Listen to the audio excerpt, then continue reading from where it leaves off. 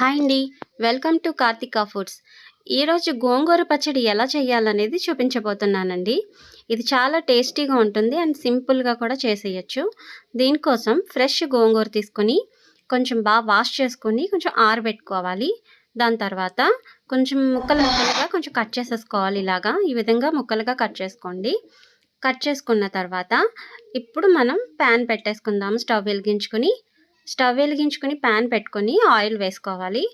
ఇది నిల్వ పచ్చడి అండి. ఒక 2 మంత్స్ దాకా నిల్వ ఉంటుంది కాబట్టి కొంచెం ఆయిల్ బాగా ఎక్కువే పడుతుంది. ఆయిల్ హీట్ అయిన తర్వాత మనం కట్ చేసుకున్న గోంగూర అంతా ఇందులో వేసేసుకోవాలి. వేసుకొని బాగా కలపండి. ఒకవేళ గోంగూర బాగా ఎక్కువగా ఉన్నట్లయితే ఫస్ట్ కొంచెం వేసుకొని అటు ఇటు కలుపుకొని కొంచెం దగ్గర పడిన తర్వాత మళ్ళీ మిగతా గోంగూర కూడా వేసేసుకోవచ్చు. అప్పుడు ఒకసారి అంతా బాగా కలిపేసుకోవాలి. ఇలా బాగా కలుపుకున్న తర్వాత కొంచెం సేపు మూత పెట్టేసుకుందాము. చూసారా బాగా కలిసిపోయింది. మూత పెట్టుకున్న తర్వాత కొంచెం మగ్గింది. దీంట్లో ఉప్పు వేసుకుందాము. ఉప్పు కారం దీంట్లో ఎక్కువే పడతాయండి. ఎందుకంటే నిల్వ పచ్చడి కాబట్టి, అందులో గోంగూర బాగా పులుపు కాబట్టి సో ఎక్కువే పడతాయి. ఉప్పు వేసేసుకున్న తర్వాత మళ్ళీ బాగా కలిపేసుకుని ఒక 5 మినిట్స్ మూత పెట్టేసుకుందాం. ఈలోగా మనం పౌడర్కి కావాల్సినవి రెడీ చేసేసుకుందాం. ఆవాలు వేసుకున్నానండి. 1 కప్పు ఆవాలు వేసుకుంటే ఒక 2 స్పూన్స్ మెంతులు వేసుకున్నాను. ఈ 2 బాగా ఫ్రై చేసేసుకోవాలండి. ఈ ఫ్రై చేసుకునేటప్పుడు టప్టప్లాడుతూ ఉంటాయి. అంతవరకు వచ్చేదాకా ఫ్రై చేసుకుని కట్టేసుకోవచ్చు. స్టవ్ ఆఫ్ చేసుకోవచ్చు. చూడండి కలర్ 2 మారిపోయాయి. కలర్ మారిన తర్వాత పక్కన పెట్టేసుకుందాము కొంచెం చల్లారేదాకా. ఈలోగా గోంగూర పచ్చడి చూద్దాము. ఈ లోపల గోంగూర బాగా కొంచెం మగ్గిపోయింది.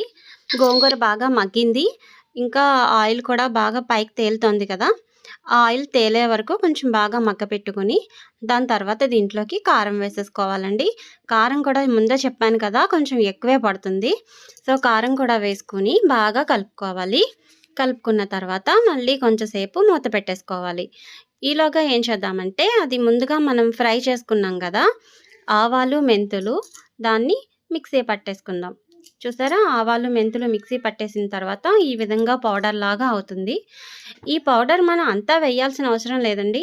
ఈ పౌడర్ పక్కన పెట్టుకొని మనం ఎప్పుడైనా చేసుకున్నప్పుడు దీన్ని నెల రోజులైనా సరే వాడుకోవచ్చు. నేను 2 స్పూన్స్ వేసాను.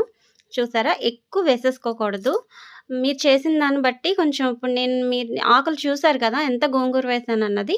దాంట్లోకి సరిపడా 2 స్పూన్స్ పౌడర్ వేసాను. వేసి బాగా కలుపుకోవాలి. కలుపుకున్న తర్వాత ఈ విధంగా గోంగూర పచ్చడి మనకి రెడీ అయిపోతుందండి. చూసారు కదా చాలా సింపుల్ కదా. ఇలాగ గోంగూర పచ్చడి చేసుకొని తింటే చాలా టేస్టీగా ఉంటుందండి. ఎందుకంటే ఇది మా అమ్మగారి ద్వారాగా నేను తెలుసుకున్నాను. ఇంత సింపుల్గా మేమైతే ఈ గోంగూర పచ్చడి అయ్యేదాకా ఇదే తినేస్తూ ఉంటాము. చాలా సింపుల్ కదండి. ఈ విధంగా ట్రై చేసి మీరు టేస్ట్ చేయండి. చాలా బాగుంటుందండి. గోంగూర పచ్చడి ఇష్టపడని వాళ్ళంటూ ఉండరు కదా.